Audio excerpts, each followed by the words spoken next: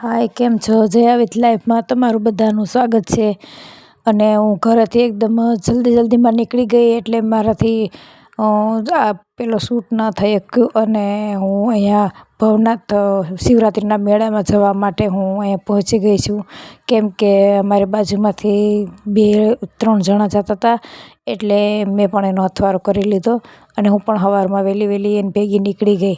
કેમ કે હું તો હજી ઉઠી હતી, મારી તબિયત બરાબર નથી. તમને ખબર છે કે મારો આમાં અવાજ કેવો આવે છે.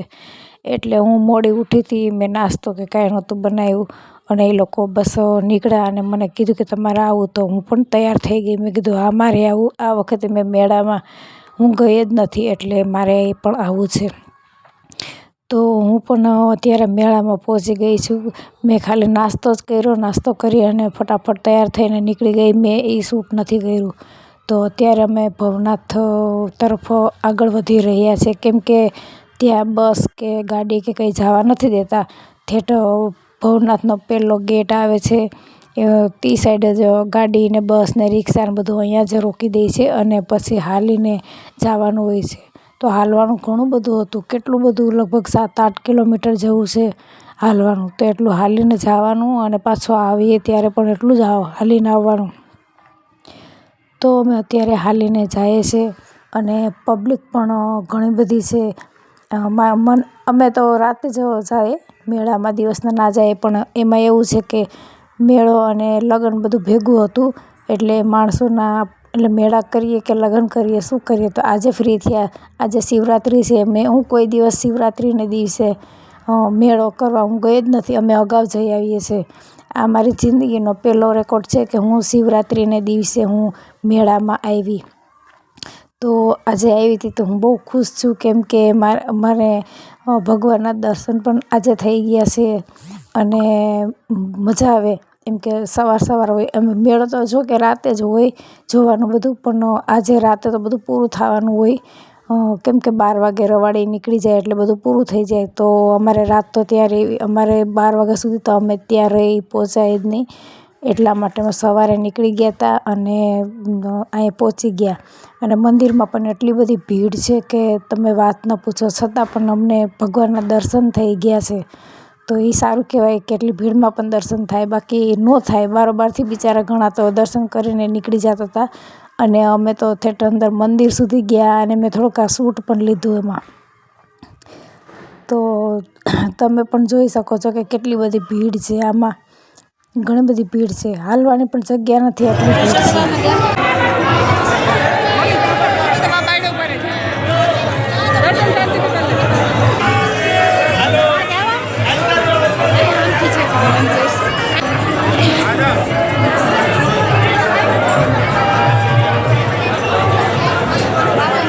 ફોટા પાડવામાં તમે ટ્રાફિક ન કરો.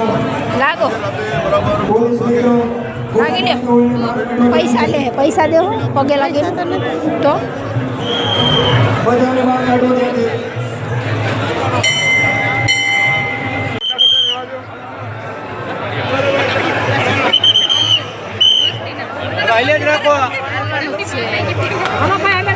અમને મોડું જ થાય છે. હાલો નીકળી જાઓ ને બહાર. હાલવાનું જ છે. અમને બેહવા આવ્યા છે.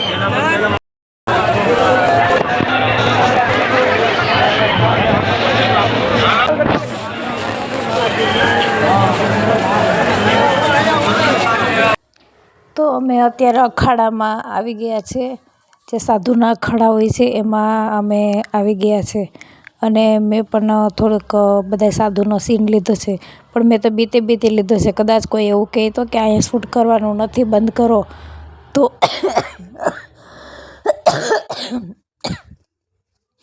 મારી તબિયત એટલી બધી ખરાબ થઈ ગઈ છતાં પણ હું મેળામાં ગઈ તમારા માટે વ્લોગ ઉતારવા. પણ આ લોંગ વિડીયોના મને વ્યૂ નથી આવતા એટલા બધા જોઈએ એટલા, અને કોમેન્ટે નથી આવતી અને લાઈક પણ નથી આવતી. તો પ્લીઝ હું તમને રિક્વેસ્ટ કરું છું કે લાઈક કરો, કોમેન્ટ કરજો, શેર કરજો અને મને સપોર્ટ કરજો.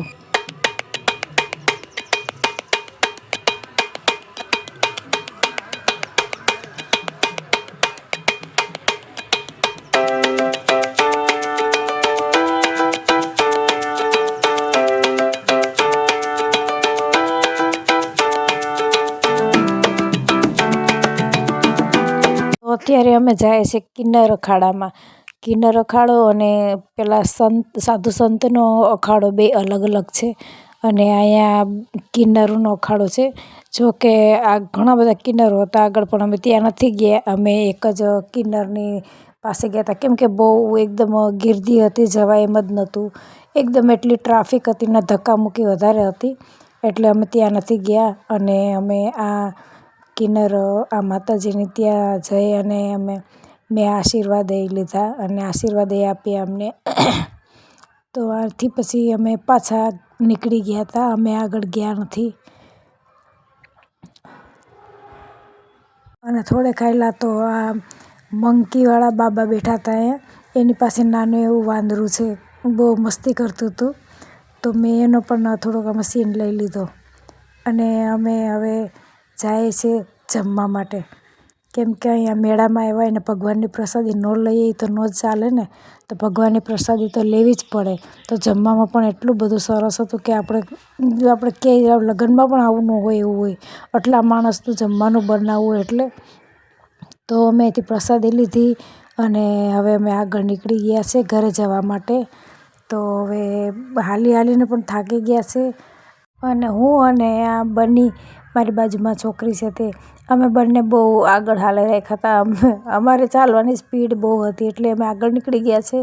અને પેલા બંને જણા છે એ બહુ પાછળ છે. અને અમે એમને રાહ જોઈએ છે કે એ આવે પછી હવે સાથે નીકળીએ. હવે તો એમ કે નજીક જ આવી ગયું છે, હવે ગાડી લેવા માટે જ જવાનું હતું. એટલે અમે અહીંયા પોરો ખાવા થોડીક વાર બેસી ગયા. અમે અહીંયાથી નીકળ્યા ત્યાં સુધી પોરો જ નહોતો ખાધો, બસ અહીંયા બેઠા એ જ. તો મારા બંને બેન છે એ પાર્કિંગમાં અહીંયા ગાડી લેવા ગયા છે. અને ગાડી લઈને આવે એટલે હવે ઘરે જવાની તૈયારી કરીએ છીએ. અને અમે ભવનાથની બહાર નીકળી ગયા છે એમ તો. મેળો અમારો પૂરો થઈ ગયો અહીંથી.